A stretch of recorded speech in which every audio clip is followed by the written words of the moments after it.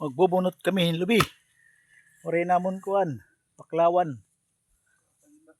Kahoy lang ni tamon. Di. Kauboy na lang kami kinabuy. Taas pa no.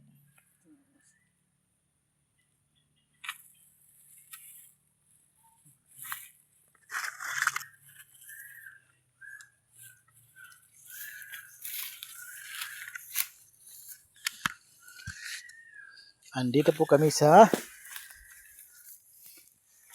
farm na maliit. Maliit lang to. 1 hectare lang to. Walang mga tanim. Ano lang. Kagubatan. Dito kami sa kubat. Magkukupras kami. Maggagawa kami ng paklawan.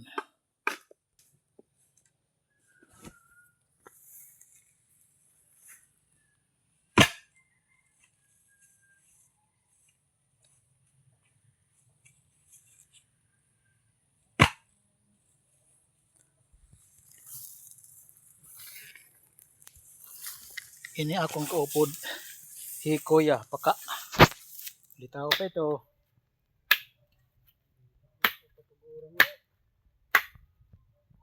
Paka, may plano ka pa mag-nguyab?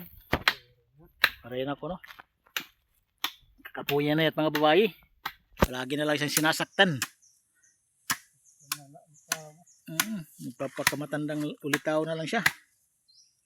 Pero kung pipilitin nyo siya, mapapirit na lang ng mga alawas. Siring niya. Kung baga may daman magpipirit mag-asawa na lang yan. Bisan law FW, okay na no? Diratas? Diratas?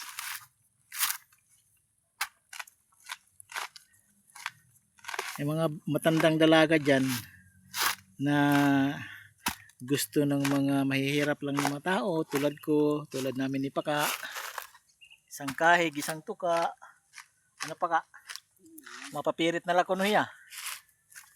Interesado ka mo? Mga kaibigan namin, mga OFW dyan. Magtsatsaga na lang kayo sa amin mga mahihirap. Binata pa yan. Tira rin, milad Paka. 35 pala ko niya, makakaanak pa ka mo. Basta, wag lang kayo umasa na may pera siya, wala siyang pera ngayon. Kung bibigyan nyo siya ng pera,